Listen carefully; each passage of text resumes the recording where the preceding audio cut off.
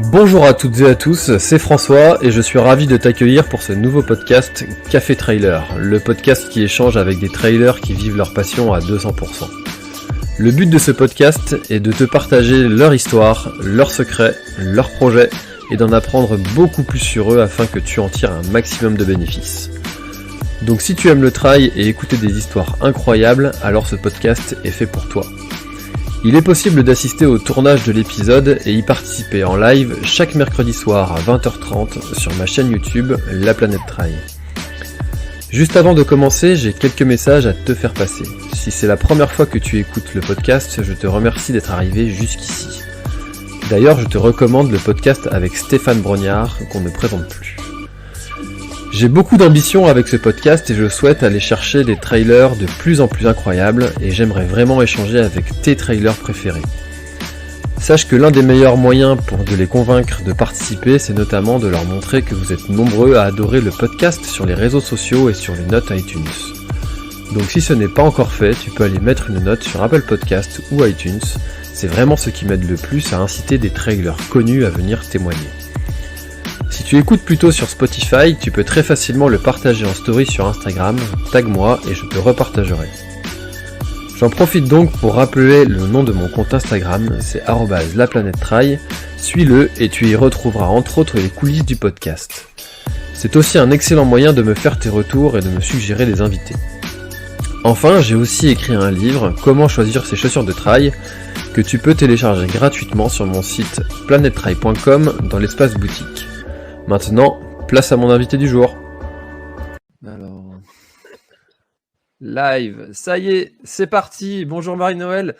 Merci à toi d'avoir accepté cette invitation donc pour répondre à toutes les questions que moi j'ai concernant la nutrition parce que je t'avouerai que c'est le domaine que je maîtrise le moins dans le trail et qui est à mon sens extrêmement complexe. Donc merci à toi d'avoir accepté cette invitation pour répondre à l'ensemble des questions des gens.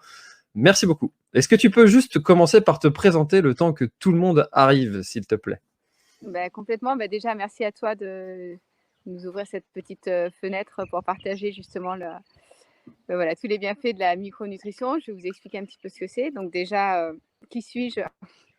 Donc Marie-Noël, donc voilà, je suis micronutritionniste et traileuse à la fois. Donc avec une grosse expérience derrière moi de course à pied. Et donc la micronutrition, donc c'est un volet de la nutrition, de la santé, dans lequel on va prendre l'individu dans sa globalité. On ne va pas regarder que le contenu de son assiette, mais on va aussi regarder tous les autres facteurs qui vont venir interférer dans l'assimilation des nutriments. Donc, parmi ces facteurs, il va y avoir déjà le facteur génétique, mais aussi le mode de vie. Donc, le mode de vie, qu'est-ce que c'est? C'est le taux de stress qu'a la personne, c'est son environnement géographique, c'est son environnement familial, c'est son contact ou pas à la pollution, c'est son activité physique, c'est est-ce que cette personne va prendre beaucoup de médicaments ou autres qui vont venir interférer dans l'assimilation nutritionnelle. Donc, on regarde tout ça. Et on regarde le contenu de l'assiette, mais on regarde aussi la bonne santé intestinale. C'est-à-dire que même si le contenu de l'assiette est bon, mais qu'au niveau de l'interface intestinale, les capacités d'assimilation ne sont pas là, c'est-à-dire que si on a un microbiote qui ne fonctionne pas bien, on ne peut pas assimiler correctement les nutriments. Donc voilà, on regarde vraiment tout ça, l'individu dans sa globalité, et ce qu'on va proposer comme alimentation va correspondre à une personne. C'est vraiment spécifique à la personne par rapport à ses besoins. Donc voilà la spécificité de la micronutrition. Et le micro dans micronutrition fait référence aux micronutriments. Donc vous savez que dans l'alimentation, vous avez les macronutriments. Donc c'est ce qu'on a appris à l'école, les glucides, les protéines et les lipides. Donc les 3 gros blocs. Et les micronutriments qui sont tout ce qui est vitamines, minéraux, acides aminés et acides gras. Donc ces micronutriments sont hyper importants parce que si on n'en a pas suffisamment, on ne peut pas assimiler les autres non plus. Donc il faut avoir vraiment un juste équilibre entre les deux. D'accord. Donc voilà rapidement ce que c'est que la micronutrition. D'accord, donc c'est vrai que ça a l'air d'être un domaine qui est extrêmement complet pour gérer chaque individu dans sa globalité. Du coup, c'est un petit peu ça qui me manquait comme information. Pour moi, en fait, la micronutrition, de ce que j'en savais, c'était justement la gestion de tout ce qui était, comme tu l'as dit. Ah, on te voit plus. Ah, attends, j'ai eu un petit souci. Les aléas du direct. Ouais, Bon, alors j'arrive. ça Euh, marche. Je continue de ouais, je poser ma pense que question si tu. Voilà, super. Impeccable. Du coup, oui, en fait, pour moi, c'était justement la gestion de toutes ces vitamines, etc. Mais j'avais pas l'élément,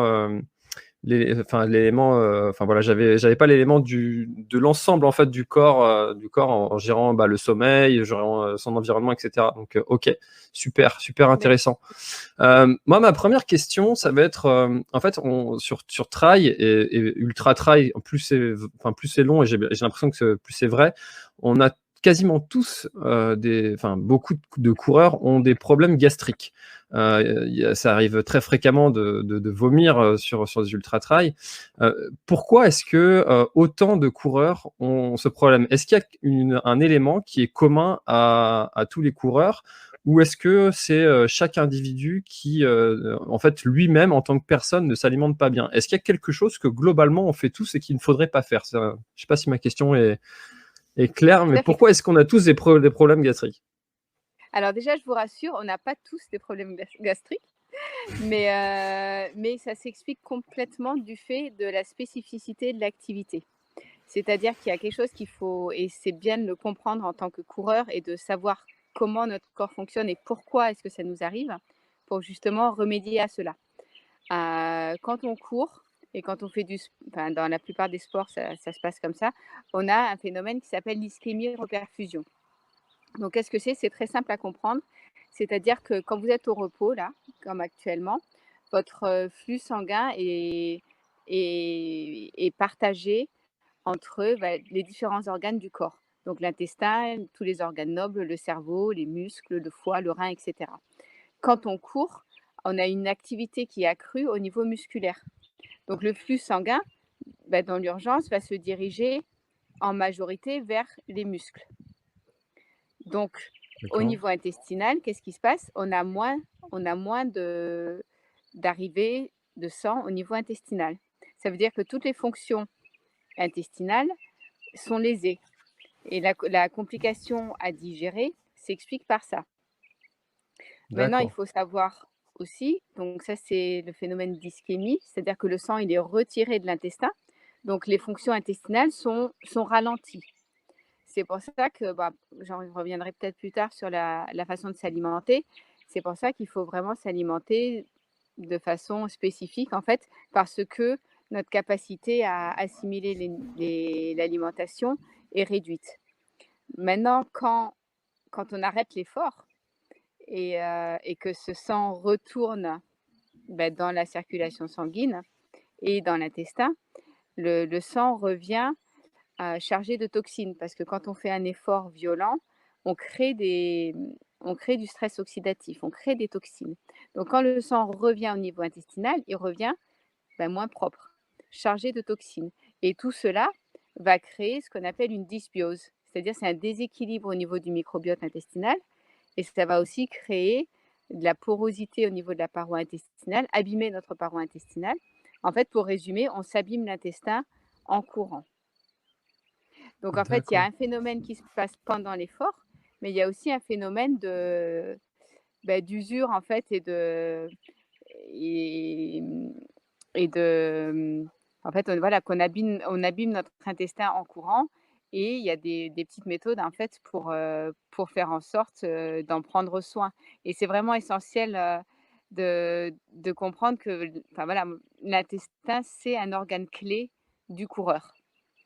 Et c'est vraiment le message, en fait, que moi, je souhaite faire passer pour la santé et la performance, puisque quand on a un intestin en vrac, on ne peut pas performer et on ne peut pas prendre de plaisir, c'est Oui, surtout bien ça. sûr, hein. Quand on voit le nombre d'abandons qui sont justement du fait des coureurs qui peuvent pas se nourrir, c'est quand même, c'est quand même dramatique quoi de se dire Oui. on s'est préparé peut-être pendant des mois et on peut pas en fait juste s'alimenter le jour J.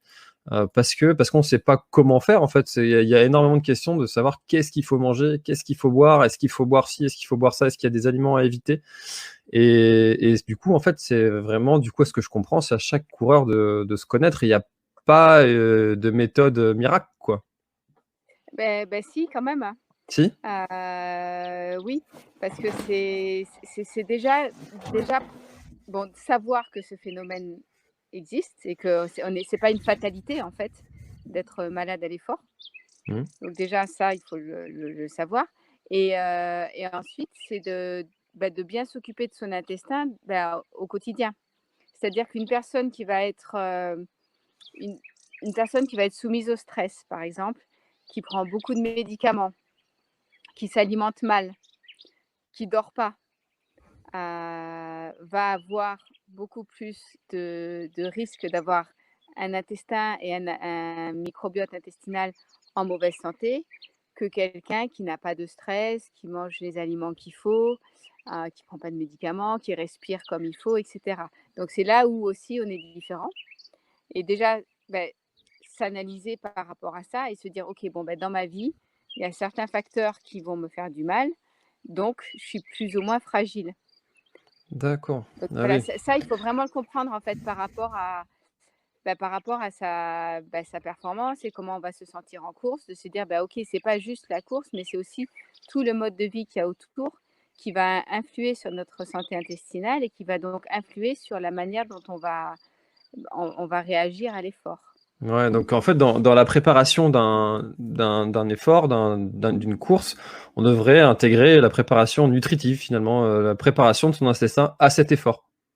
Mais complètement, Voilà, OK. complètement parce que c'est Et des c'est ce que personne ne fait. déjà rien que enfin voilà, rien que déjà pour la santé de base en fait parce que Oui. Mmh. Il faut savoir que dans l'intestin, on a 70 de notre système immunitaire. C'est énorme. Mmh. On a enfin voilà, toutes les on a aussi une certaine fabrication, hormonale au niveau de l'intestin, qui va réguler les humeurs, le sommeil, la motivation, l'envie de faire des choses. Voilà, tout ça se régule au niveau de l'intestin ainsi que la connexion avec le système nerveux central. D'accord, il y a aussi des connecteurs à ce niveau-là qui se font. Donc en fait, il y a tout un monde dans ce microbiote qui existe et que plus le microbiote est en bonne santé, plus de vitalité on aura et au niveau de la course des performances, plus facile ce sera de récupérer et tout ce qui est voilà, contraction musculaire, et cetera, tout sera beaucoup plus efficace. À partir D'accord. du moment où vous avez un système d'information en fait, cellulaire qui fonctionne, du coup tout fonctionne bien. D'accord. C'est comme un petit moteur. Mmh. Faut l'entretenir correctement au quotidien, quoi. La petite révision comme ça Voilà, de temps en temps. voilà. Euh, alors du coup, on est 70 là sur le live environ. J'en profite. Donc le début, j'avais dit que je poserais quelques questions. J'avais quelques questions à te poser, Marie-Noël.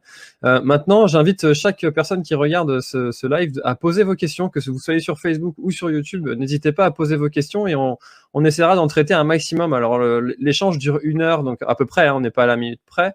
Donc on pourra peut-être pas répondre à tout le monde, mais au moins les premiers, ceux qui arrivent, premiers arrivés, premiers servis. Donc voilà, n'hésitez pas à poser vos questions dans les commentaires, que vous soyez sur Facebook ou YouTube.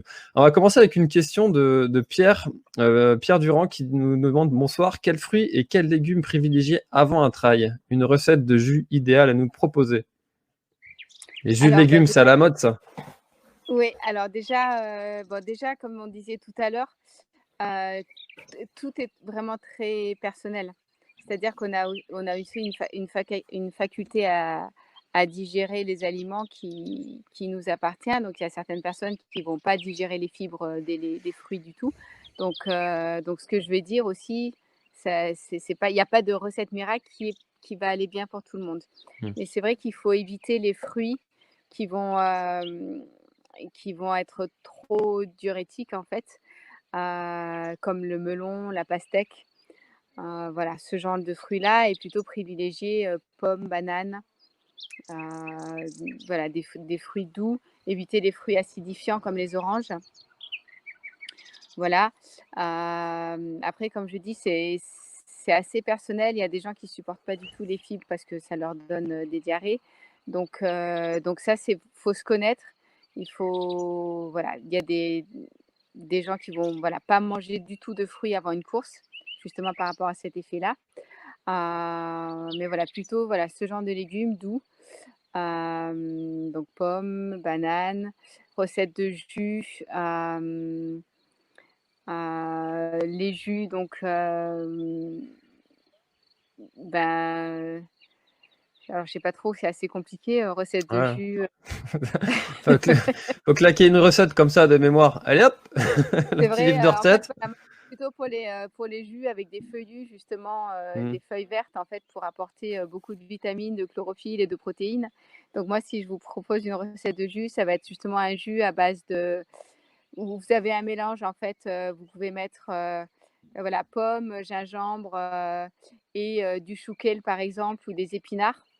Voilà, kiwi, pomme, gingembre, épinards. Toujours mettre un feuillu en fait, une feuille verte parce que les feuillus verts sont justement très, très riches en vitamines et en chlorophylle. Donc c'est très intéressant d'en mettre, d'en consommer si vous avez, un blender en fait, d'en faire, tous les jours. Vous pouvez mettre des D'accord. orties aussi, des fans de radis, du persil, enfin voilà, en fait toutes ces choses-là, on n'a pas l'habitude. Hmm. Parce que c'est pas dans notre culture. Mais si vous en mettez un tout petit peu avec, une banane et une pomme, vous n'allez pas sentir le goût du persil, en fait mais pourtant vous allez en ressentir les bienfaits. Donc c'est intéressant D'accord. de faire ce type de jus-là. Bah tiens, justement, on enchaîne super bien là. Il y a Bigouden Troll qui nous demande au bout de combien de temps est-ce qu'on s'aperçoit en ressentant les bienfaits de la micronutrition? Est-ce qu'il y a il y a un délai? C'est vrai que ça, c'est une question très intéressante. Est-ce qu'il faut, par exemple, si on s'est nourri de McDo frites, pizza, bière, chips, toute la totale pendant des mois et des mois, est-ce qu'il y a un temps de reset? Est-ce qu'il faut, je sais pas moi, 3, 4, 5, 6 mois pour remettre son corps d'équerre, ou est-ce que ça se fait à partir, enfin, peut-être en une semaine, je sais pas. Beh, bon déjà il faut, enfin on dit que pour tout changement d'habitude, il faut 3 semaines pour que le corps en fait, s'adapte. Donc 3 semaines c'est court. Mm. Mais c'est Ouais. vrai quand, je vois avec les patients que je suis, souvent au bout de 4 5 jours, ils ressentent déjà les bienfaits. Surtout les gens qui souffrent énormément parce que bon là on est dans le milieu du sport. Mais Mhm. il y a des gens qui ont, voilà, des maladies intestinales, des maladies inflammatoires, qui ont continuellement mal au ventre, en fait, tous les jours, quoi qu'ils mangent. Et là, en général, les bienfaits se ressentent à partir du moment où, voilà, on a compris, en fait, la personne et qu'on retire les aliments qui font du mal, ça va tout de suite mieux. D'accord, Donc ok. c'est rapide. Ouais. Donc à 3 semaines, en 3 semaines, on peut se remettre sur le droit chemin. Donc finalement, c'est assez Enfin, on commence court. à ressentir les bienfaits. Après, Mm. c'est comme pour tout, ça dépend de l'état de départ Oui, mais de c'est la sûr, si on personne. part en obésité ou et oui, bien sûr. Euh, j'ai revu tout en haut. Alors je sais pas si j'arriverai à retrouver la question pour l'afficher, mais c'était quelqu'un qui demandait des conseils concernant les règles les conduites à tenir concernant les coureurs qui sont diabétiques. Alors moi, j'ai une expérience avec ça. J'ai couru un jour avec quelqu'un sur la Barjo qui avait j'entendais un schlock schlock comme des jetons de poker qui se secouaient dans sa poche. Et je lui dis, on passait à côté du casino. Je lui dis, tu vas faire un poker au casino? Il m'a dit non, je suis diabétique. Donc je me suis retrouvé très très gêné.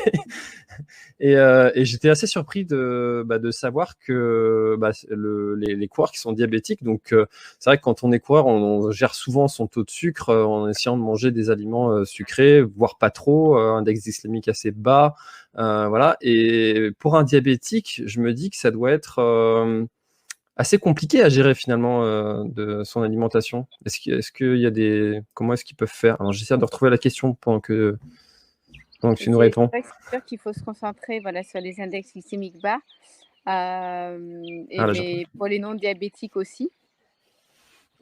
Après ce qui est vraiment intéressant, c'est qu'après voilà, je suis pas, voilà, suis micronutritionniste, mais je ne suis pas médecin. Mmh. Donc voilà, c'est mieux de faire appel à un médecin par rapport à ça. Mais c'est vrai qu'en fait, à l'effort, on met en place des phénomènes d'adaptation par rapport par rapport au glycogène justement et au traitement du glycogène et les diabétiques aussi. Donc de profiter en fait de l'effort pour, pour justement gérer en fait ce problème d'insuline et de prendre, enfin voilà, de prendre des glucides à l'effort et en récupération. Je veux dire, même si on est diabétique, ces moments à l'effort et en récupération, le métabolisme ne fonctionne pas de la même manière qu'au repos. D'accord. Donc il est possible, oui, de prendre des glucides en récupération et à l'effort. Mais voilà, je préfère quand même. Mais oui, il faut toujours se référer à un médecin qui va pouvoir répondre spécifiquement à ces problèmes. Et juste comme ça, pour l'anecdote, cette personne avec qui je discutais, du coup, me disait que lui, au contraire, il se trouvait qu'il était avantagé parce qu'il était habitué en fait à gérer son taux de sucre et puis il ressentait en fait tous les effets. Donc pour lui, il trouvait que c'était un avantage finalement plutôt qu'un inconvénient. Bon, Et c'est sûr qu'ils doivent, voilà, le fait de, ben, c'est c'est pas peut-être pas bien de dire ça, mais le fait d'être attentif à soi en fait. Et c'est vrai que quelqu'un qui n'est pas malade, on va dire, va faire moins attention à sa personne, va être moins à l'écoute de soi. Et quand on fait du sport comme ça qui est très exigeant, et même en fait dans la vie de tous les jours, c'est vraiment important d'être à l'écoute de soi vis-à-vis de tout, en fait, même des simples aliments qu'on mange. Des personnes qui vont dire tiens, mais je suis ballonnée après un repas, etc. Juste en regardant ce qu'on a mangé, on est capable de se dire tiens, où est-ce qu'on a mangé dans le stress, en parlant, dans une réunion de travail, enfin des choses comme ça. Juste le fait d'être à l'écoute de soi peut régler beaucoup de problèmes en fait. d'accord. Ça tombe bien parce qu'il y a Maëlle qui nous conseille de manger des raclettes. Pour les ballonnements. Voilà. Alors, il y a Jean-Pierre Tefo qui nous demande la règle des 3 heures. Alors, précisément la question, je ne sais pas trop ce que c'est. Si tu peux préciser un petit peu, Jean-Pierre, ta question. Mais il y a Tom Guy. Salut Tom, un copain à moi.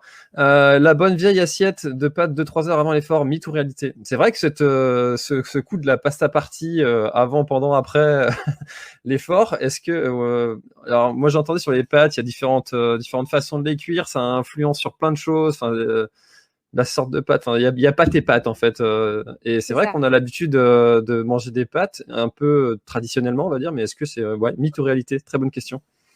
Eh ben, les deux. Il y a pâtes et pâtes. Ouais. Déjà dans les pâtes, c'est sûr que de choisir des pâtes d'une farine de qualité, c'est-à-dire que moi je vais vous conseiller des pâtes aux petites épeautres. Vous êtes sûr d'avoir une farine qui est très pauvre en gluten et riche en minéraux et en nutriments parce que c'est un blé relativement ancien qui n'a pas été transformé. Si vous prenez des pâtes blanches du supermarché, vous êtes sûr d'avoir un blé avec 0 nutriments et avec un index glycémique élevé. Et c'est vrai que c'est pas intéressant de prendre un repas la veille avec des index glycémiques trop élevés. Donc déjà, bien choisir la qualité de vos pâtes. Ensuite, il y a la cuisson. Donc il ne faut pas qu'elle soit trop cuite parce que du coup, vous allez créer plus d'amidon, donc plus de sucre. Donc vraiment les cuire al dente. Ensuite, vous avez la préparation. C'est-à-dire qu'en fonction des associations que vous faites, vous pouvez créer une association super acidifiante, comme par exemple les pâtes et la sauce tomate, ou les pâtes avec de la crème. Ça, c'est mortel. Et pire s'il y a des lardons et du gruyère. Donc là, cette fameuse pasta partie-là, vaut mieux l'éviter. Par contre, si vous prenez des pâtes avec des courgettes, de l'huile d'olive, un peu d'ail, des pois chiches pour avoir une légumineuse en plus, ou pâtes aux épinards avec des noisettes, ça fait une protéine, hop, vous avez un super repas qui n'est pas acidifiant, qui est digeste, qui va vous apporter des glucides.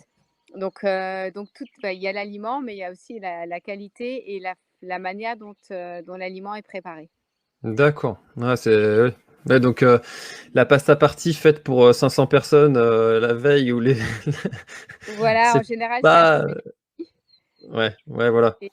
Et c'est vrai qu'en fait, voilà, en tout cas, éviter d'associer les pâtes à de la viande. Ne mangez pas des pâtes et du poulet, ça se digère pas du tout.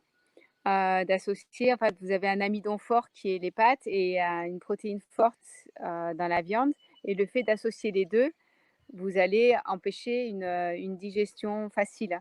C'est-à-dire que vous allez passer votre nuit à digérer quelque chose d'indigeste. Vous allez faire travailler votre foie, alors qu'il devrait se reposer. Donc, vous allez vous lever peut-être pas dans les meilleures conditions, pour attaquer, la mission du jour. Voilà. Justement, ça me permet d'enchaîner là, depuis le début, en fait, c'est la première fois que tu parles de viande. Personnellement, je suis ce qu'on appelle flexigien ou flexitarien, je sais jamais trop comment on dit. C'est-à-dire que je mange de la viande, mais que, en fait, principalement chez les autres. Donc ça veut dire que quand on m'invite, je fais pas le relou, je mange je mange ce qu'il y a. Mais Hem c'est relou d'être et végétarien. bah, ça c'est contraignant pour les gens, c'est vrai que si on t'invite et puis qu'on te prépare une côte de bœuf et puis que tu dis: «Bon, bah, non», bon. Du coup, quelle est ta position face à enfin, pour ça? Le végétarisme rentre dans la balance? Dans la balance. Bah, j'ai fait une petite vidéo, la semaine dernière là-dessus, Ouais, pour aller voir, sur, Bounce Up sur la Micronutrition. ch sur ta chaîne Voilà, YouTube, du coup? voilà, D'accord, OK. On mettra le et il y lien a dans tous les heu, descriptions, commentaires et cetera, on mettra les liens. ouais, voilà, il y a la suite, qui vient la semaine prochaine, justement, comment prévenir les carences par rapport à ça. Donc, j'ai parlé en connaissance de cause, je suis moi-même végétarienne. D'accord. Donc, Donc, c'était pas une insulte, le coup du relou. non, Tu comprends ce que je veux dire, mais tu voilà, le vis au je vais quotidien, rester, j'imagine. je vais rester objective. Hem Donc voilà, et en fait, il y a énormément déjà, il y a énormément de sportifs, très connus, végétariens, hein, Carl Lewis, plein de champions du monde de force, et bon, enfin, tout plein de sportifs connus. Bref, C'est vrai que j'ai regardé, The Game Changer, voilà, voilà, et un film qui peut retourner le cerveau un peu, donc voilà. c'est vrai. En fait, c'est voilà, il y a une espèce voilà, de tradition ou de dogme, autour de la protéine animale qui fait que c'est la seule qui est fiable. Mais voilà, il y a énormément de protéines végétales qui sont aussi efficaces que la protéine animale. Les avantages, en fait, à être végétarien vont résider surtout dans le fait de ne pas manger de viande. Ça veut dire que on va avoir déjà une digestibilité plus facile. Donc à partir du moment où on n'a pas de fatigue digestive, on a plus d'énergie pour les autres fonctions vitales. C'est-à-dire que si votre sang, si tout est concentré sur la digestion, et ben du coup, au niveau cérébral, au niveau musculaire, au niveau du renforcement de l'immunité, ça va être au ralenti. Donc c'est vrai qu'on a un regain de vitalité par rapport à ça. Hem, on a aussi le fait d'apporter, beaucoup de fibres et beaucoup de végétaux. Du coup, on va avoir beaucoup plus de micronutriments, et les micronutriments, sont, les clés du fonctionnement de la cellule. Elle fonctionne avec les micronutriments, les acides gras. Hem, Ça va permettre aussi d'avoir un équilibre acido-basique, heu, puis bien équilibré. C'est-à-dire que l'équilibre acide-base, c'est-à-dire que si votre organisme a un certain pH, s'il est trop acide, vous allez tomber dans des pathologies. Qu'est-ce qui rend notre pH trop acide? Les aliments, qui sont acidifiants, et la viande est extrêmement acidifiante. Donc il y a ça aussi, il y a le fait aussi que ça va générer un gros travail au niveau du foie, certaines, toxines à éliminer. Donc voilà, par rapport à la viande, pour ceux qui en mangent, je vous conseille, voilà, 3 fois par semaine, c'est bien, et le midi. Parce que donc en consommer le soir, ça va compliquer la digestion. En fait, on n'est pas capable de digérer la viande le soir, c'est compliqué pour notre organisme. Par contre, le matin et le midi, c'est plus facile de digérer la protéine animale. On sécrète des enzymes en fait différentes à certains moments de la journée. Donc voilà, si vous mangez de la viande, mettez-la le midi et le soir, de choisir un repas sans viande. D'accord. Et c'est vrai que culturellement, nous en France, on est habitué à manger des repas qui contiennent de la viande, et soit rouge, soit blanche, voilà. Et du coup, la transition est pas évidente à faire, surtout quand on veut pas en fait avoir des carences. Et du coup, en fait, c'est vrai qu'il faut pas faire n'importe quoi non plus, parce on aurait tendance en fait à rajouter quelques légumes, enlever la viande, et puis pas avoir de complément en fait qui remplacerait par exemple les légumineuses, etc. Et Voilà, c'est c'est pas là où toujours il faut simple. vraiment. C'est pas toujours simple. Oui, en fait, c'est très simple, c'est juste une habitude à prendre, Mm. comme tout. Enfin voilà, le changement est compliqué si. 3 semaines. Après, il faut pas se forcer. Voilà, il faut pas se forcer, il faut s'écouter, savoir, parce qu'il y a des gens pour qui il y a des gens qui digèrent pas les fibres, qui digèrent pas les légumes. On peut pas leur dire faut être végétarien. Oui. Donc déjà savoir se connaître, mais c'est vrai que en tout cas, s'il y en a parmi vous qui souhaitent basculer, en tout cas être plutôt d'un mode de vie végétarien, c'est vrai qu'il y a beaucoup de. Voilà, c'est des petites habitudes à respecter. Donc, par exemple, concernant les protéines, en tout cas, il y a une multitude de protéines non animales. Donc, par exemple, déjà le fait d'associer, donc ça tu dois le savoir, une légumineuse et une céréale. C'est-à-dire qu'une protéine, qu'est-ce que c'est? C'est un mélange d'acides aminés. Donc voilà, dans les céréales, vous avez des acides aminés, et dans les légumineuses, vous avez des acides aminés. Mais une céréale toute seule n'est pas une protéine complète. Les légumineuses ne sont pas des protéines complètes. Le fait d'associer les deux, vous allez avoir une protéine complète. Donc du coup, et on le retrouve dans les cultures, dans les cultures du monde. En fait, quand vous voyez la semoule avec les pois chiches, le riz avec les lentilles, ou le riz avec les haricots rouges avec le maïs.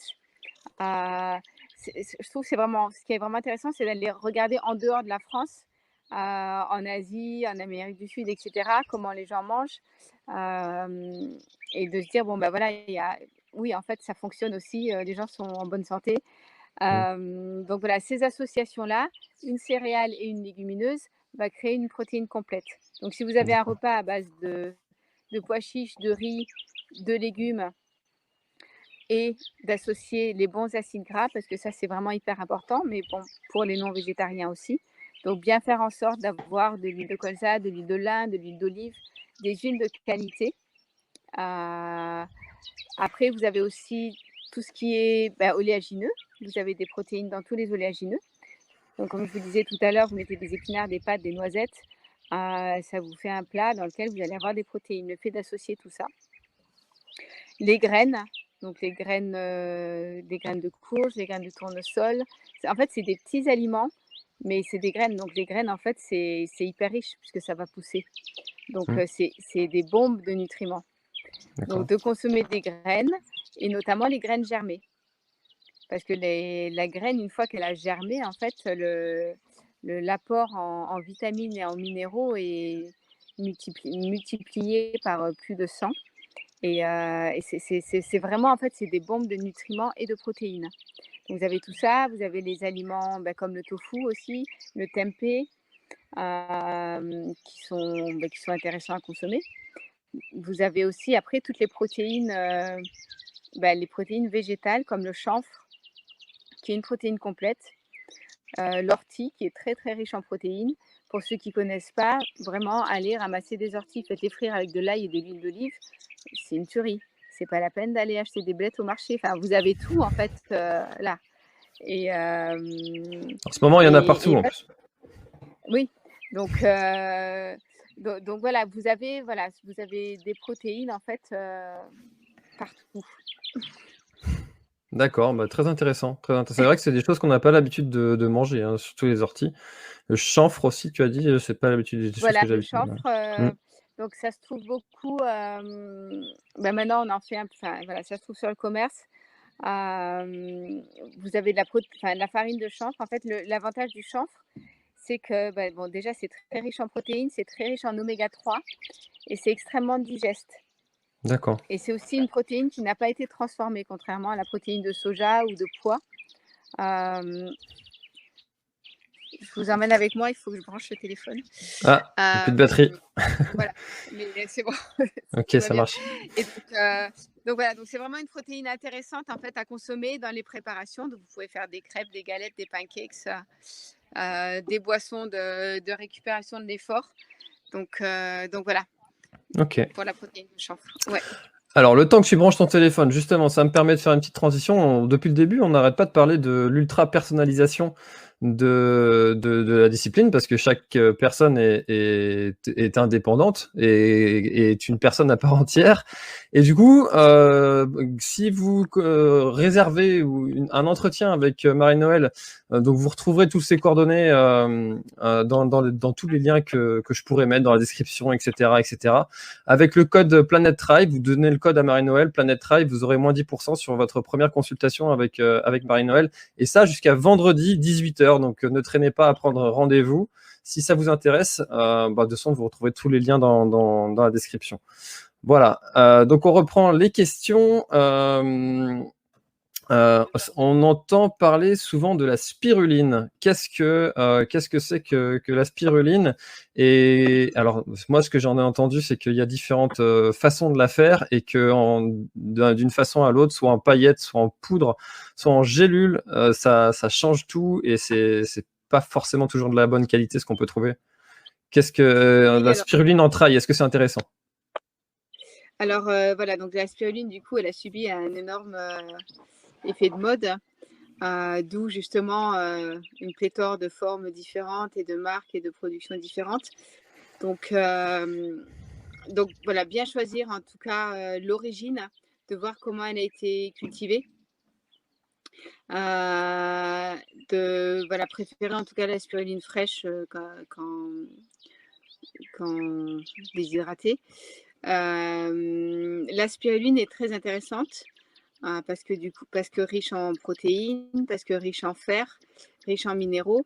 Par contre, tout le monde ne la tolère pas. Donc voilà, commencer doucement en fait, de voir comment on réagit tous différemment en fait par rapport aux plantes. Et c'est vraiment une histoire d'osmolarité en fait entre l'organisme et la plante. Et en tout cas, voilà, de commencer doucement, de voir comment le corps réagit et de ne pas en prendre en tout cas en continu sur toute l'année. Voilà, vous faites des cures de 2 mois, vous arrêtez, etc.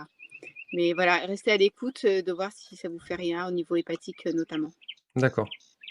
Ok.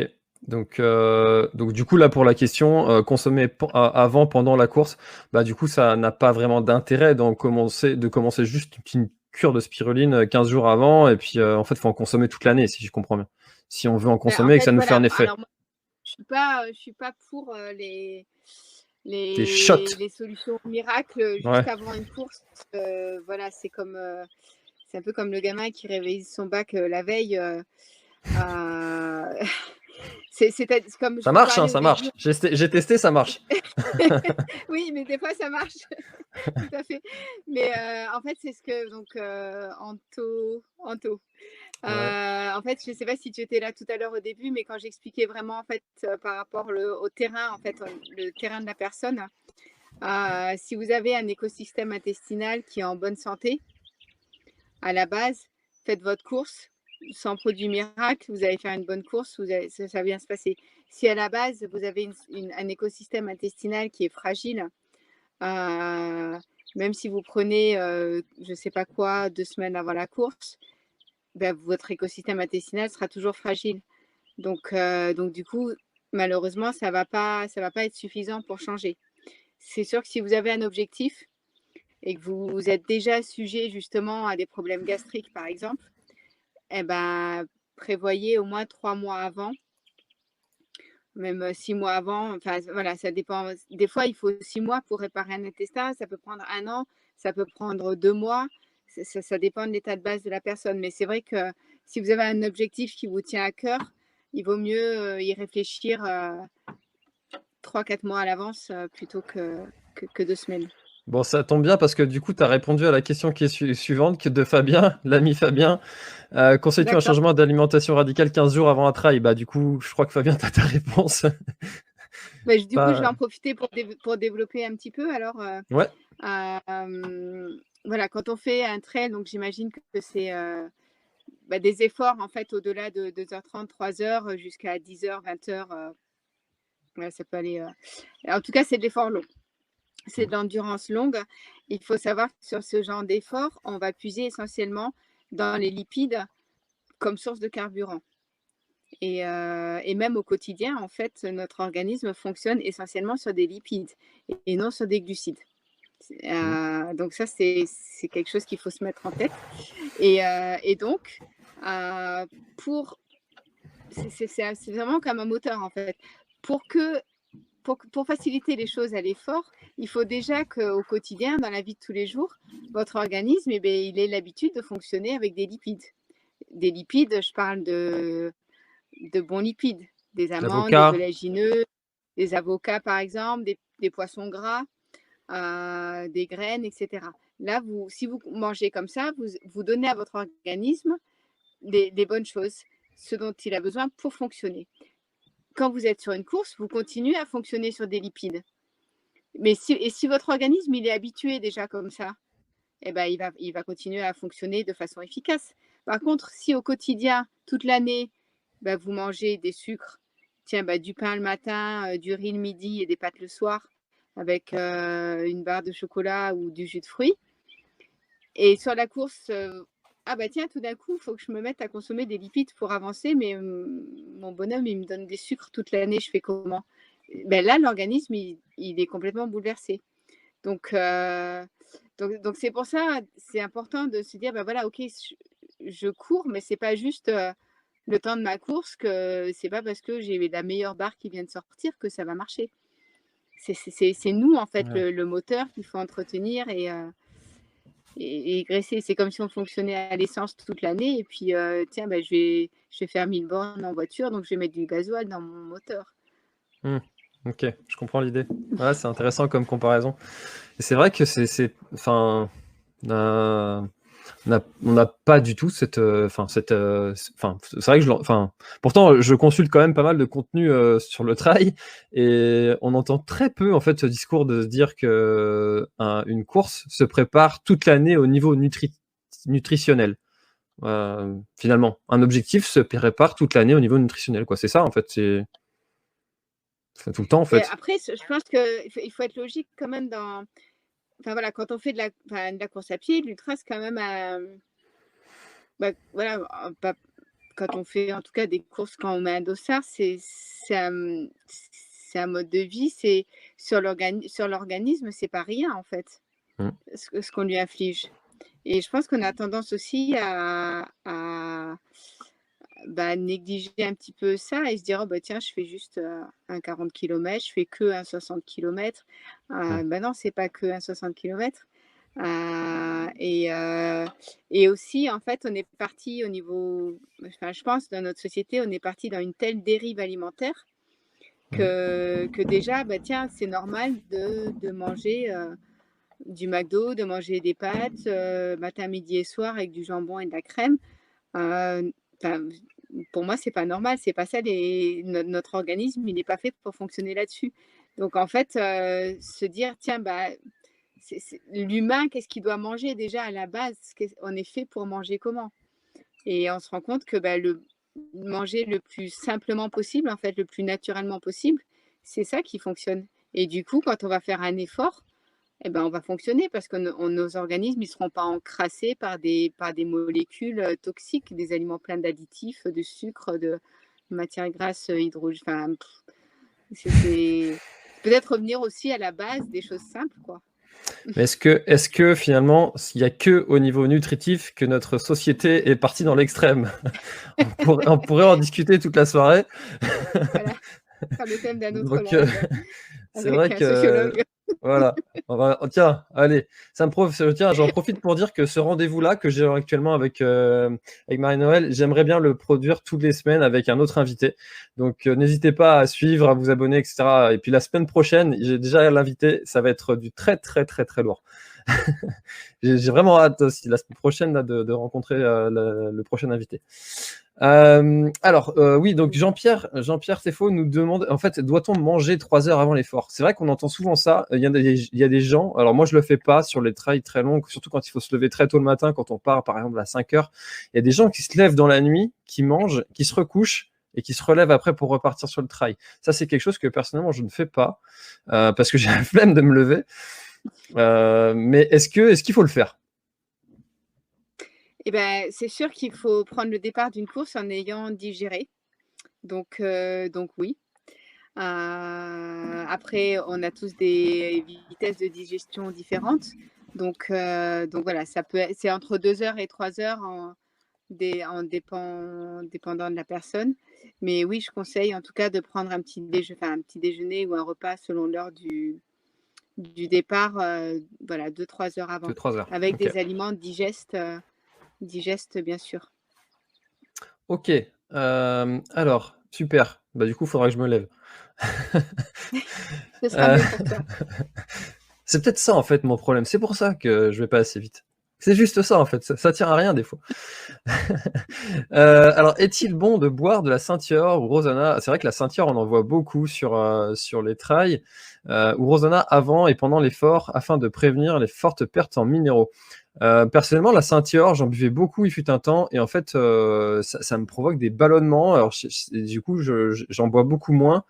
Mais du coup, ouais, c'est vrai que c'est une bonne question, ça. C'est vrai qu'on dit souvent, c'est pour les minéraux, c'est bon. Quel est ton point de vue là-dessus?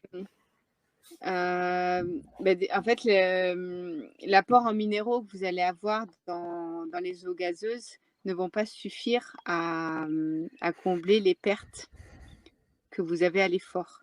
Et le meilleur moyen de combler ces pertes, c'est de prendre une boisson de l'effort qui a quand même été étudiée pour ça. Donc normalement, bon après, il y a tout plein de boissons de l'effort sur le marché. Mais voilà, une boisson de l'effort qui contient du magnésium, du potassium, du zinc, la vitamine B1, du sodium et des glucides. Donc le mieux, c'est vraiment la boisson de l'effort a un rôle. Sur mon site, il y a quelques articles justement là-dessus qui expliquent bien le rôle de la boisson de l'effort pour compenser les pertes minérales, oui, mais aussi pour protéger ce fameux écosystème intestinal. Il faut savoir que les glucides à l'effort vont avoir un rôle anti-inflammatoire au niveau de la muqueuse intestinale. Donc, c'est aussi un des gros soucis des coureurs qui ne boivent que de l'eau. C'est vraiment essentiel de boire une boisson contenant des glucides et du sodium pendant l'effort. Donc voilà pour ça. Et au niveau de l'hydratation, la cellule va absorber l'eau beaucoup plus facilement si elle est accompagnée de glucides et de sodium. Donc au niveau de l'homéostasie, c'est important d'avoir cette boisson de l'effort. Mais voilà, une eau gazeuse, non, ça suffira pas. Après, il y a le plaisir de boire un petit verre, mais de boire que ça, voilà, tu disais, ça crée des ballonnements. La Saint-Yor est très riche en fluor, je pense, et c'est pas terrible. Donc voilà, boire un petit verre sur un ravito parce que ça fait du bien, mais boire que ça, non. D'accord. On a Anne-Laure qui nous demande, c'est par rapport au sujet qu'on a traité tout à l'heure, une petite précision. Faut-il associer la légumineuse à la céréale au cours du même repas ou peut-on manger une le midi et une le soir? C'est une bonne question. Écoutez, jusqu'à il n'y a pas longtemps, on disait qu'il fallait les associer au même repas. Mais je lisais des études cette semaine justement là-dessus qui disaient que voilà, on pouvait aussi, le fait de les avoir dans la même journée, mais pas nécessairement associés, ça fonctionne aussi. Donc vous pouvez manger du riz le midi et des haricots rouges le soir, ça marche. Ouais, d'accord. C'est un petit peu le problème souvent avec la nutrition, comme tu viens de le dire. C'est vrai qu'on a des études qui disent, mais après c'est un peu vrai pour tout, pour les techniques d'entraînement, pour plein de choses. C'est quand même qu'on a des habitudes comme ça pendant un temps où tout le monde fait un petit peu une règle et puis du jour au lendemain on dit bah non en fait c'est mieux de faire comme ça. C'est vrai que du coup, c'est difficile de suivre. Et du coup, c'est pour ça que c'est intéressant de discuter avec des gens comme toi qui sont au fait de toutes ces évolutions. De discuter et puis aussi, je dirais surtout de s'écouter en fait. Chacun est souvent c'est important d'arrêter de lire, de rechercher, de se dire ah bah lui il fait ça, je vais faire comme lui, elle a fait ça, de se dire tiens bah ok moi je fonctionne comment, quels sont les aliments qui me font du bien, quels sont les aliments qui me font pas du bien. Déjà rien que de faire ça, de le noter sur un petit carnet, de s'écouter, déjà là on fait quand même un grand travail je pense. D'accord. Ouais. Donc du coup, pour répondre à Arnaud là, bonjour. Est-ce que le régime cétogène est bon pour le trail? Du coup, ça répond. Tu viens d'un petit peu de répondre. C'est vrai que le régime cétogène, c'est pareil. C'est un des trucs qui est un des régimes qui est ou qui a été, je sais même pas, qui est à la mode. Et puis, je connais des gens personnellement qui le font, qui en ont des bons retours. C'est vrai que ça fait partie aussi des régimes qu'on a l'habitude d'entendre. Voilà, c'est très à la mode, voilà. C'est un régime qui ne convient pas à tout le monde, qui est très, très strict et limitant dans certains aliments. Donc, moi, ce que je conseille en tout cas, c'est que si vous vous aventurez là-dedans, je parle du régime cétogène strict, d'en parler à votre médecin et d'être vraiment suivi par rapport à ça. Parce que par rapport à votre patrimoine génétique, les éventuellement pathologies que vous avez ou autre chose, c'est pas anodin. Donc en tout cas, le faire. Pas faire n'importe quoi. Vraiment, alors, le régime cétogène, juste pour ceux qui ne savent pas, alors tu m'arrêtes si je me trompe, tu me corriges, n'hésite pas, c'est uniquement de consommer des lipides et pas du tout d'aliments sucrés. En gros, si on résume, c'est à peu près ça. Voilà, donc essentiellement des lipides, donc ça va être viande, poisson,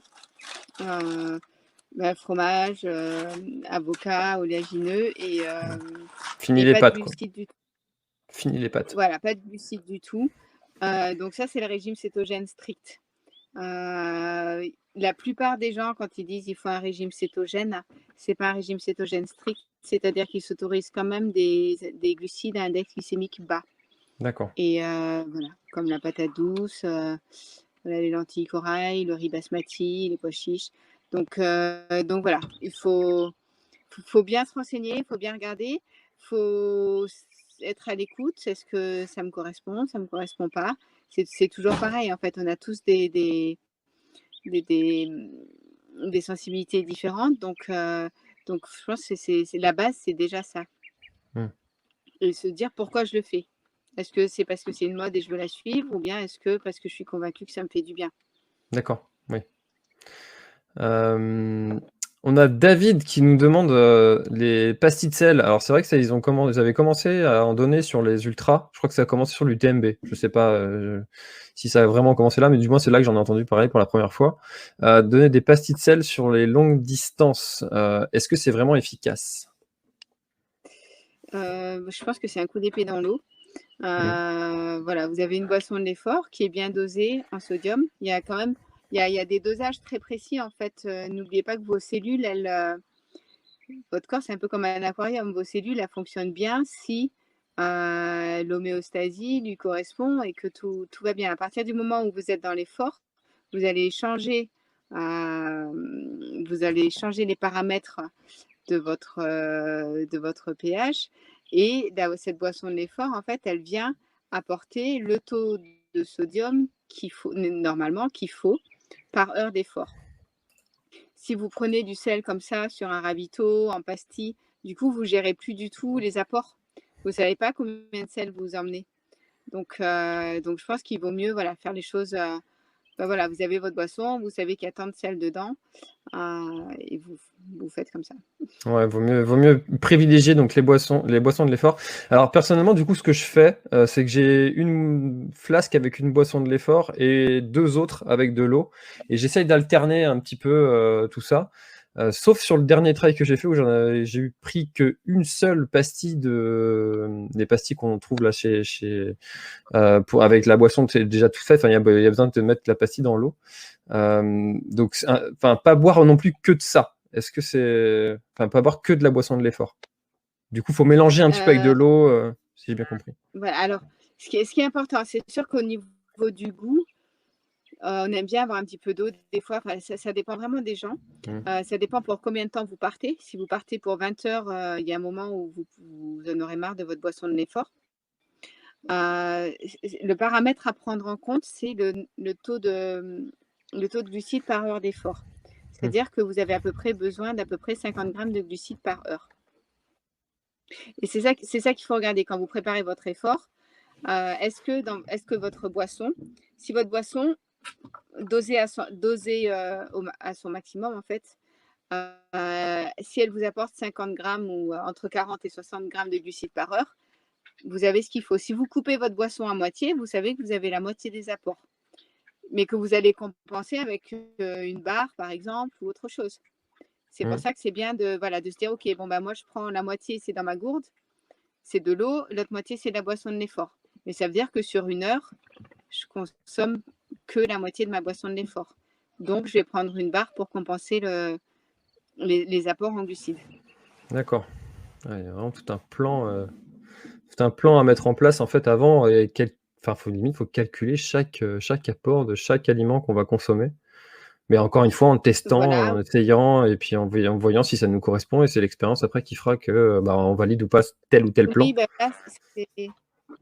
Oui, c'est comme ça. En fait, souvent, le coureur, il va s'entraîner des heures, à s'entraîner à monter, s'entraîner à descendre, s'entraîner à courir la nuit.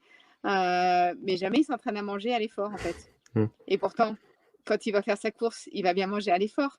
Et vraiment, faites-le, en fait, quand vous allez faire un entraînement ou un week-end choc, 3 jours, emmenez des patates douces, emmenez des boulettes de riz, emmenez du beurre de cacahuète et regardez comment ça passe, parce que le jour de la course, vous allez manger toutes ces choses-là. Donc, il faut s'entraîner à manger, à se dire, tiens, ça, c'est bon, sur 1 heure, pam, pam, pam, je sais que ça marche. Et un ultra, en fait, c'est comme partir en mer, en fait. Il y a tellement de paramètres à prendre en compte que si on en loupe un, on ne fait pas la traversée jusqu'au bout. Alors, il y a Aline qui nous demande: la pratique de la course à pied me donne des fringales à distance des séances. Donc à distance, j'imagine que c'est après les séances. Pourtant, j'ai l'impression de manger équilibré et en quantité suffisante. Un conseil. Alors, je me permets de répondre un petit peu à ta place, Marie-Noël, mais déjà avoir l'impression de manger équilibré, des fois, on a des surprises. Donc, je pense que ce serait bien d'en être sûr déjà, de manger équilibré, pour savoir si c'est adapté ou pas à l'effort. Quel est ton avis là-dessus, Marie-Noël? Voilà, ta réponse est parfaite. Souvent les gens viennent vers moi et me disent: mais je mange bien, je mange comme il faut, je mange sainement, je mange équilibré. Mais en fait non. Il manque beaucoup de choses. Il manque des associations ou la chrononutrition. Ils mangent bien, mais peut-être pas au bon moment de la journée. Et après, c'est assez compliqué de répondre à une question comme ça sans voir la globalité de la personne. Comme je disais en début d'intervention, il y a tellement de paramètres à prendre en compte. Mais peut-être, je peux vous poser la question, Aline. Est-ce que déjà, en rentrant de votre effort, vous prenez une ration de récupération on n'en a pas parlé, mais de la fenêtre métabolique, justement, tout de suite après l'effort, dans les 30 minutes, de prendre une ration de récupération riche en glucides et en protéines qui va justement venir réparer en fait tous les dommages qu'on a infligés à l'organisme pendant l'entraînement ou la course à pied. Donc, en dehors du repas qui suit. Donc ça, c'est vraiment essentiel. C'est une habitude en fait à réellement mettre en place. D'accord. Et en parlant d'habitude, ça me permet de faire une petite transition encore une fois, hein, bravo. Il y a Anthony Le Maçon qui est très très actif dans les commentaires, merci Anthony, et qui nous parle des périodes de jeûne. C'est vrai que le jeûne, c'est quelque chose qu'on entend, pareil, encore une fois, un peu à la mode. Personnellement, j'ai jamais essayé parce que j'aime tellement manger que ne pas manger pendant 24 voire 48 heures, ça me paraît être pire qu'à de faire un ultra trail. Je préfère aller courir 140 bornes que de pas manger pendant un jour. Quel est ton point de vue sur le jeûne ? Et ben, le jeûne, oui, il est intéressant. Déjà, s'il est bien fait. Donc déjà, voilà, il y a plusieurs types de jeûne. Sans s'infliger les 48 heures. Déjà, ce qui est intéressant, c'est de mettre son organisme au repos pendant un certain temps. Mmh. Le jeûne le plus simple à mettre en place au quotidien, c'est le jeûne de 16 heures, en fait, où vous allez faire 16 heures sans manger. Donc ça, c'est très facile à mettre en place. Il suffit de sauter soit le repas du soir ou le repas du petit déjeuner. Ça permet... Elle a pris la brosse. Maëlle. Elle a... Le chien qui a pris... Le chien qui a pris la Ouais. brosse. Donc en fait, ça permet, en fait, c'est vraiment important, ou même déjà dans votre vie de tous les jours, de manger tôt le soir pour avoir en fait le plus d'heures possible où votre organisme est au repos. Et c'est là que vous régénérez vos cellules et que tout le phénomène de réparation se fait à ce moment-là. Donc voilà, d'observer au moins 12 heures. Voilà, vous mangez à 19 heures, prenez votre petit déjeuner à je ne sais pas quand, mais ça fait au moins 12 heures. Voilà, le jeûne intermittent, c'est 16 heures. Donc, si vous mangez le soir et que vous prenez votre repas ensuite à midi, vous avez fait un jeûne intermittent. Donc, D'accord. c'est assez intéressant à mettre en place. Et tous les combien de temps, ça? Après, ça dépend. Ça peut se faire une fois par semaine, ça peut se faire Mmh. 2 fois par semaine. Mais là aussi, ça tout dépend des gens. Si vous êtes dans un état de voilà, ou si vous êtes voilà, fatigué, vous avez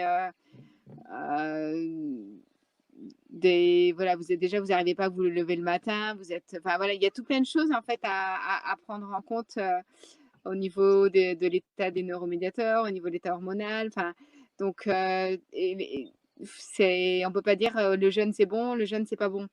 Le jeûne c'est bon pour certaines personnes, c'est bon à certains moments de l'année, à certaines périodes. Donc oui, mais ce qui est intéressant en tout cas, c'est que des fois, oui, on a besoin de reposer un peu tout ça. Tout ça. Mais Et il faut savoir, faut se connaître, faut être accompagné de quelqu'un qui sait nous aider à nous écouter. Et Nicolas nous conseille de consulter tes services parce que du coup il a pas été déçu, il a appris beaucoup de choses. J'ai d'autres personnes qui m'ont recommandé tes services et qui ont été très contents de savoir qu'on faisait cet échange. Donc n'hésitez pas à aller consulter Marie-Noëlle, vous aurez tous les liens pour retrouver ses coordonnées dans la description. De toute façon, si vous tapez Bounce Up Micronutrition, d'ailleurs, d'où vient ce nom, tiens? On n'a pas parlé de ce nom. Bounce Up. Bounce Up. Bon, déjà, je suis britannique par ma mère, en fait. Donc, l'anglais est ma langue maternelle. En fait, bounce up, ça veut dire rebondir en anglais. Donc en fait, on le voit sur le petit logo. C'est un petit personnage qui court et qui rebondit. C'est le fait de rebondir de vitalité grâce à la nutrition. Voilà, tout simplement. D'accord. Et ça fait une superbe fin, cette histoire. Voilà. On arrive au bout des 1 heure. On a traité quasiment de toutes les questions. Il y avait encore quelques questions, mais Après, on va vous pouvez les poser sur ma page. D'accord. Si vous voulez, n'hésitez pas. Voilà. Ok, et puis te suivre aussi sur salut Mickaël qui est dans les commentaires, qui aussi m'a recommandé tes services. Donc n'hésitez surtout pas voilà. Oui. N'hésitez surtout pas, surtout que jusqu'à vendredi, vous avez donc moins 10% sur votre consultation, sur la première consultation avec le code PlanetRail. Donc n'hésitez pas à prendre rendez-vous avec Marie-Noëlle si jamais ça vous intéresse de faire un bilan de votre vie presque, parce que ça va, donc on l'a vu au tout début bon, tu vas pas rentrer dans la psychologie c'est pas une consultation de psychologue, mais tu vas rentrer aussi dans la façon de vivre des gens et puis modifier des choses sur les pratiques qu'on peut faire qui sont pas forcément toujours bonnes, notamment sur le sommeil. Ça, c'est un des grands problèmes aussi de notre ère, le sommeil. Oui, tout à fait. Voilà. Donc Voilà, donc n'hésitez surtout pas à prendre contact avec Maël. Merci beaucoup à toi pour cet échange, c'était super sympa, j'ai appris beaucoup de choses. Donc vraiment, vraiment très très content d'avoir réalisé cet échange ensemble. Merci beaucoup et si je te laisse le mot de la fin. Eh ben, c'est toujours un grand plaisir en tout cas de partager cette passion de la santé et du sport santé. Donc, merci à toi François pour ton initiative et puis peut-être une prochaine fois. Et hâte de découvrir l'invité de la semaine prochaine. Ouais. je le tease encore un petit peu et puis après je vais le révéler en fin de semaine, je pense. Parfait. Très bien. Merci à tous les téléspectateurs en tout cas pour vos questions et n'hésitez pas si vous en avez d'autres à les poser sur la page. Très bien. Merci beaucoup. Merci beaucoup Marie-Noël. Merci beaucoup à tous d'avoir été très sympa dans les commentaires. Donc c'est super chouette. De toute façon, vous pourrez retrouver la rediff. Donc les infos sont toujours dispo sur Facebook, sur YouTube. Et puis écoutez, moi je vous dis à très très bientôt dans une prochaine vidéo. C'était François et Marie-Noël pour Bounce Up Micronutrition. À bientôt. Bye bye. Bonne soirée à tous. Ciao.